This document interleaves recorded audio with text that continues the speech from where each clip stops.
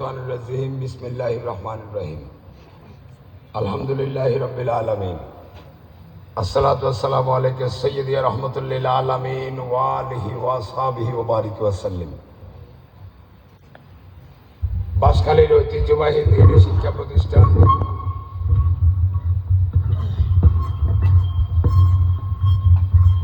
রঙ্গিয়া গোনা মনসুরিয়া ফাজিল মাদ্রাসার নূরানী ইবতদায়ী হেফজখানা ও এতিমখানার বার্ষিক সালানা জলসা উপলক্ষে আয়োজিত আজকের এই মজলিসের শ্রদ্ধেয় সভাপতি, আমার মুরব্বী, বাঁশখালীর অন্যতম মুরব্বী, আমার নানা, চট্টগ্রামের আলেম কুলের অন্যতম শিরোমণি, বিশিষ্ট ইসলামিক স্কলার আল্লামা মিম সিদ্দিক ফারুকী দামাত বরকাতুল আলিয়া, উপস্থিত সিলেট থেকে আগত বিশিষ্ট ইসলামিক স্কলার অধ্যক্ষ মাওলানা হাফিজুর রহমান দামাত বরকাতুল আলিয়া, এই মাদ্রাসার সম্মানিত অধ্যক্ষ ইসমাইল ভাই, মাওলানা ইসমাইল ভাই, বাঁশখালী উপজেলা পরিষদের সাবেক ভারপ্রাপ্ত চেয়ারম্যান অধ্যক্ষ বদরুল ভাই, উপস্থিত হযরত উলামায়ে কেরাম, আমার মুরব্বীরা, ভাই বন্ধুগণ, এই মাদ্রাসার বার্ষিক সভা উপলক্ষে যে বাজার বসেছে, বাজারের ব্যবসায়ী ভাইরা, কর্মচারী ভাইরা, সিএনজি অটোরিকশার শ্রমিক ভাইরা, মাইকের আওয়াজ যতটুকু যাচ্ছে, আমার সম্মানিতা পর্দানসী মা এবং বোনেরা এবং মোবাইল লাইভের মাধ্যমে বিদেশের মাটিতে বসে রেমিটেন্স যোদ্ধা যারা শুনছেন, আমাদের সেই প্রবাসী ভাইরা, আসসালামু আলাইকুম ওয়া রাহমাতুল্লাহি ওয়া বারাকাতুহু। আমি নালায়েক, এত বড় বড় উলামায়ে কেরামের সামনে, তাও আবার ইসলামী জলসায় বক্তব্য দিয়ে ধৃষ্টতা দেখানো কিংবা আপনাদের সময় ক্ষেপণ করার কোনো অর্থ আমি খুঁজে পাই না। এরপরেও প্রথমে আমি মোবারকবাদ জানাচ্ছি, কৃতজ্ঞতা প্রকাশ করছি, এরকম একটি দ্বীনী শিক্ষা প্রতিষ্ঠানের বার্ষিক জলসায় আমার মতো স্বল্প শিক্ষিত একজন স্বল্পযোগ্য মানুষকে এখানে কিছু বলার সুযোগ দিয়েছেন। সেজন্য আমরা মুসলমান, আমাদেরকে কোরআন শিক্ষা প্রতিষ্ঠান আমাদের নৈতিক দায়িত্ব টিকিয়ে রাখা। এই উপমহাদেশে প্রথম মাদ্রাসা প্রতিষ্ঠা হয় প্রাতিষ্ঠানিকভাবে 1780 খ্রিস্টাব্দে কলকাতা আলিয়া মাদ্রাসা। তাও এটার একটা কলঙ্কিত ইতিহাসও আছে। ব্রিটিশরাই মাদ্রাসা প্রতিষ্ঠা করিয়েছিল, এরকম কিছু ইতিহাসও শোনা যায়। ব্রিটিশরা করুক, সেই সময়কার বুজুর্গানে দিনরা করুন, যারাই করুন, মাদ্রাসা শিক্ষার প্রয়োজনীয়তা অনুভব করেছিলেন সেই সময়কার জ্ঞানী গুণী ব্যক্তিত্বগণ, এনারা প্রতিষ্ঠা করেছিলেন। তার 84 বছর পরে দারুল উলুম দেওবন্দ প্রতিষ্ঠা হয় 1866 সালে। এই মাদ্রাসাগুলো প্রতিষ্ঠা হওয়ার পরে আস্তে আস্তে মাদ্রাসার সংখ্যা বৃদ্ধি হতে থাকে। মাদ্রাসাগুলো কেন প্রতিষ্ঠা করা হয়? এক সময় দ্বীন প্রতিষ্ঠা, আপনার দ্বীনী শিক্ষা দেওয়া হতো তৎকালীন বুজুর্গানে দ্বীনের খানকা থেকে, ওনাদের বাড়ি থেকে, ওনাদের মক্তব থেকে। পরবর্তী পর্যায়ে তৎকালীন বুজুর্গ ব্যক্তিগণ তৎকালীন ইসলামিক স্কলারগণ যিনারা এই উপমহাদেশে দিন প্রতিষ্ঠা করেছিলেন, ওনারা অনুভব করেছিলেন এই উপমহাদেশে ইসলামকে প্রাতিষ্ঠানিক রূপ দিতে এখানে দ্বীনি শিক্ষা প্রতিষ্ঠানের প্রয়োজন আছে। কারণ কিতাব সব আরবি, কোরআন শরীফ আরবি, হাদিস শরীফ আরবি, ফতোয়ার কিতাবগুলো আরবি, ইসলামী যত মাসালার কিতাব আছে সবকিছু আরবি। গ্রামাটিক্যাল আরবি শিক্ষার জন্য, নাহু সরফ শিক্ষার জন্য মাদ্রাসা শিক্ষার খুবই প্রয়োজন অনুভূত হয়। তাই এই উপমহাদেশে মাদ্রাসা প্রতিষ্ঠা করা হয়। সেই মাদ্রাসা ধারাবাহিকভাবে আস্তে আস্তে হতে হতে ধরেন রঙ্গিয়াগুনা মাদ্রাসা, ফুইসুরি মাদ্রাসা, জলদি মাদ্রাসা, এইভাবে সমগ্র বাংলাদেশে আজকে মাদ্রাসা শিক্ষা, আজকে প্রতিটা গ্রামে গ্রামে মাদ্রাসা শিক্ষা চলমান। আমরা বাংলাদেশে কি দেখেছি?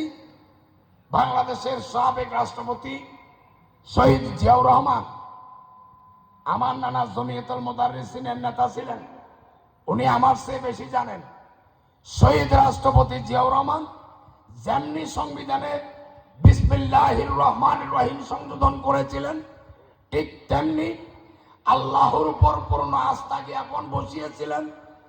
ঠিক তেমনি মাদ্রাসা শিক্ষাকে প্রাতিষ্ঠানিকভাবে রূপ দেওয়ার জন্য তৎকালীন প্রধানমন্ত্রী শিক্ষা মন্ত্রণালয়ের দায়িত্বে নিয়োজিত শাহ আজিজুর রহমানের মাধ্যমে এই মাদ্রাসা শিক্ষাকে দাখিলকে এসএসসির মান, আলিমকে এসএসসির মান, ফাজিলকে ডিগ্রির মান দিয়েছিলেন। পরবর্তী পর্যায়ে সাবেক প্রধানমন্ত্রী দেশনেত্রী বেগম খালেদা জিয়া বাংলাদেশের আবার প্রধানমন্ত্রী হওয়ার পরে 2001 সালের পরে ফাজিল কামিলকে মাস্টার ডিগ্রির মান দিয়েছিলেন। মাদ্রাসা শিক্ষার জন্য বাংলাদেশের দুইজন শাসক শহীদ রাষ্ট্রপতি জিয়াউর রহমান এবং দেশনেত্রী বেগম খালেদা জিয়া দুইজনের সরকারে মাদ্রাসা শিক্ষার জন্য কার্যকর পদক্ষেপ গ্রহণ করেছিলেন। এই মাদ্রাসা শিক্ষা কেন দরকার? কোরআন আমাদের সকলেরই, মুসলমানের প্রত্যেকটা মানব জাতির নির্ভরযোগ্য, বিশ্বস্ত একমাত্র জীবন বিধানের একমাত্র কিতাব হচ্ছে আল কোরআন। সেই কোরআনকে বোঝার জন্য আমরা ছোটবেলা থেকে একটা বিষয় দেখে আসছি, একটা পরিবারে 5টা ছেলে থাকে।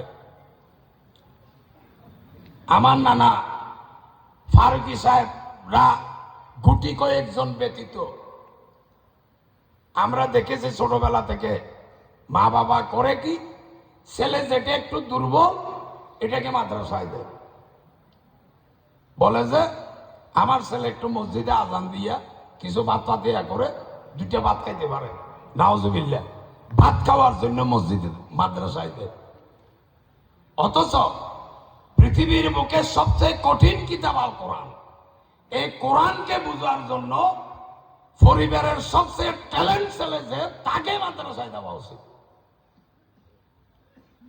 তখন এই কোরআনের মূল শিক্ষা কি সেটা জাতি বুঝতে পারবে, উপলব্ধি করতে পারবে এবং জীবনের জন্য শিক্ষণীয় হিসেবে গ্রহণ করতে পারবে। যেমন কোরআনের শিক্ষা কি, আমি যেটা মনে করি, আমি স্বল্প শিক্ষিত মানুষ যেটা বুঝি, আল্লাহর বান্দা, আল্লাহর বাগান হচ্ছে আল্লাহর বান্দা, ঠিক কিনা? আল্লাহর বান্দা দুঃখ, দুর্দশা, অসহায়ত্বে যে বান্দা এগিয়ে আসেন তিনি আল্লাহর কাছে খুবই প্রিয়। একজন মানুষ বিপদে পড়েছেন, আপনি ছুটে আসলেন অনায়াসে, এটি কোরআনের শিক্ষা। একজন মানুষের স্ত্রীর ডেলিভারি কেস হচ্ছে, সামান্য অর্থের অভাবে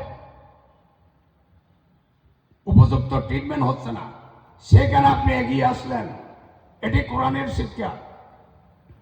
একজন মানুষ বিবস্ত্র, তাকে একটি বস্ত্র দান করা, এটি কোরআনের শিক্ষা। একজন মানুষ উপাস, তাকে 5 কেজি চাউল কিনে দেওয়া, এটা কোরআনের শিক্ষা। একজন মানুষ তার ছেলে মেয়েকে শিক্ষা প্রতিষ্ঠানে ভর্তি করাতে পারছে না, ফর্ম ফিল আপ করাতে পারছে না দাখিল এসএসসিতে, সেখানে আপনি 2000-3000 টাকা সহযোগিতা করা, এটা কোরআনের শিক্ষা।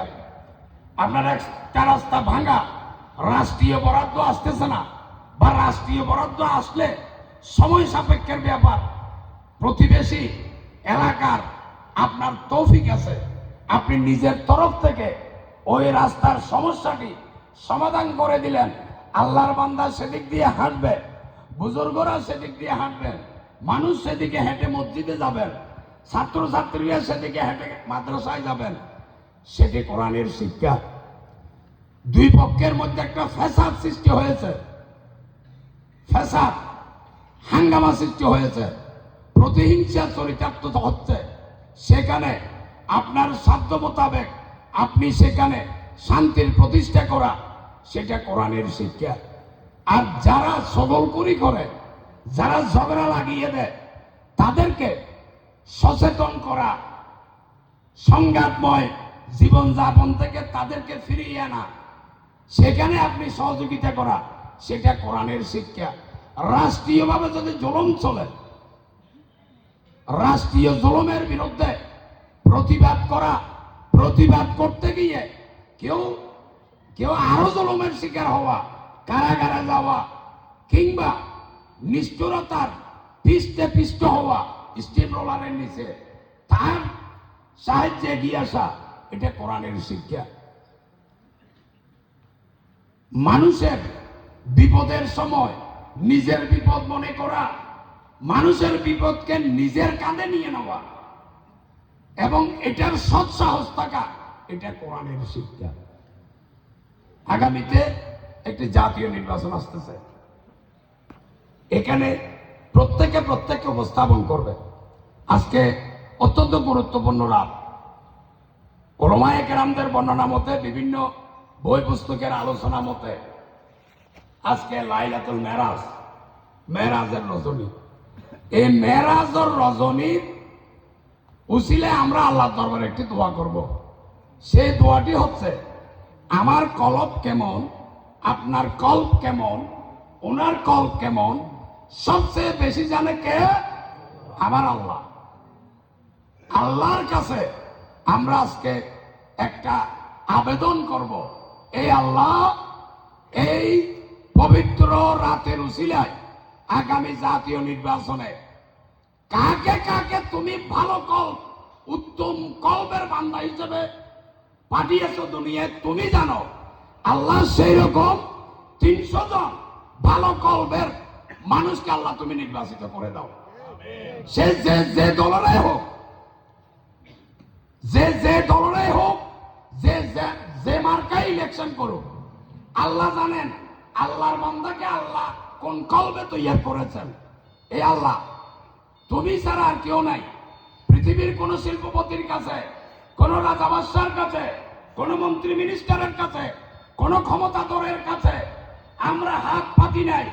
তুমি হাকামুল হাকিমিন, তোমার গায়েবী খজিনার গায়েবী মূর্তি 300 জন ভালো কলবের মানুষকে তুমি প্রদান করো। এবং আজকে রাতের উসিলায় আমাদের সকলের নেক মকসুদ, সকলের নেক মকসুদ আগামীতে আল্লাহ পাক রব্বুল আলামিন, এখানে কারো কেউ ঋণের বোঝা মাথায়, কেউ বেকার, কেউ শরীর অসুস্থ,